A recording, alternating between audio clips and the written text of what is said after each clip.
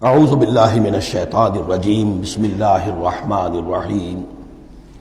یہ چار صورتیں جو زلزال سے شروع ہوئی ہیں یہ ایک مزاج کی ہیں، اس میں وہی آخرت کا انذار بہت ہی بالکل جس کو کہا جائے کہ دو ٹوک انداز میں۔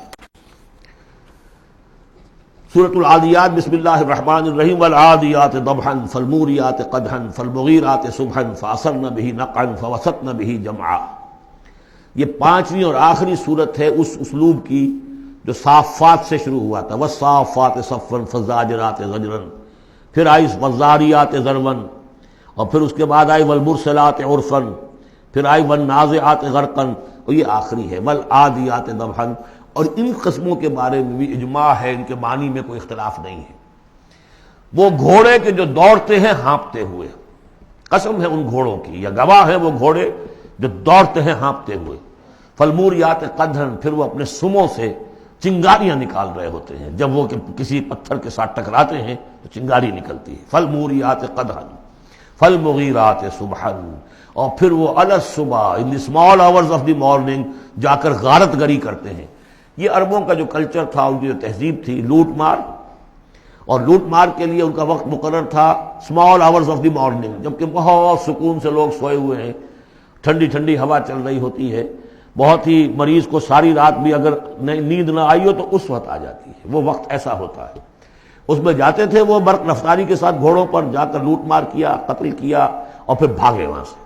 یہ ان کا عام جو ہے کلچر ہے، لیکن اس میں استعمال کون ہو رہا ہے؟ گھوڑا۔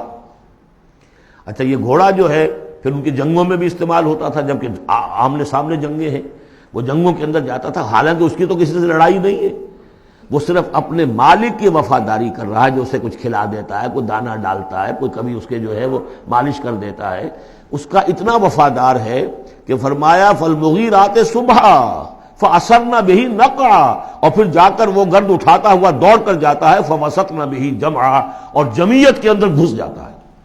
آپ کو معلوم پچھلی زمانوں میں کیا ہوتا تھا، لے کر نیزہ اور یا کوئی اور شے جو ہے وہ سوار گھوڑے کو لے کر دوڑا ہے، کس میں؟ دشمن کے اندر صفوں میں گھس رہا ہے، اور تیر آ رہا ہے، گھوڑا مر رہا ہے، ہوتا ہے، تلوار لگی ہے، گھوڑا مر گیا ہے، تو گھوڑا یہ رسک کیوں لے رہا ہے؟ یہ ہے اصل میں اس صورت کی جو اصل مرکزی بات ہے، محض یہ بات، انسان جو اس کا مالک ہے اس کا خالق نہیں ہے، صرف یہ ہے کہ اسے دانہ ڈالتا ہے، اسے گھر پہ باندھتا ہے، اس کی سیوا کرتا ہے۔ اس صرف دانہ دینے اور سیوا کرنے پر اس کے اندر اتنی وفاداری ہے کہ وہ اپنے مالک کی ذرا سی ایڑ کی تھوڑی سی اس کا اشارہ ہوتا ہے اور ہوا کی طرح بات کرتا ہے، جہاں اس کو حکم ہوتا ہے وہ دوڑتا ہے، اپنی جان جوکھوں میں ڈالتا ہے۔ اب فرمایا ان الانسان لربہ لکنود، لیکن یہ انسان اپنے رب کا بڑا ناشکرا ہے۔ وہ جو کھلاتا ہے، پلاتا ہے، رزق دیتا ہے، جو خالق ہے، یہ وفاداری اللہ کے لیے انسان میں نہیں۔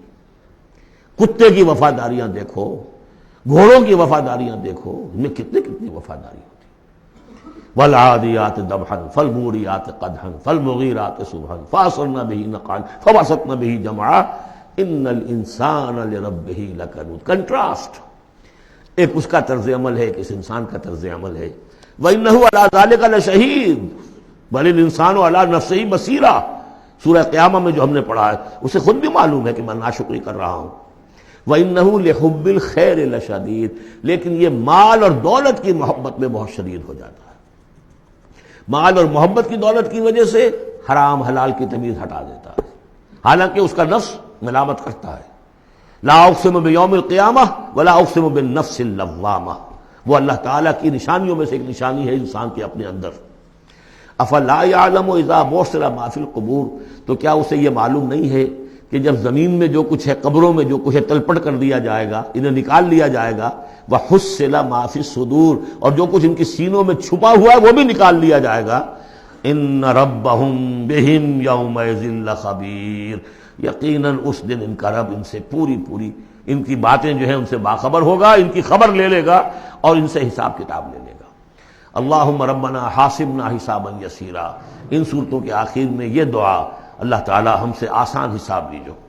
صدق اللہ العظیم۔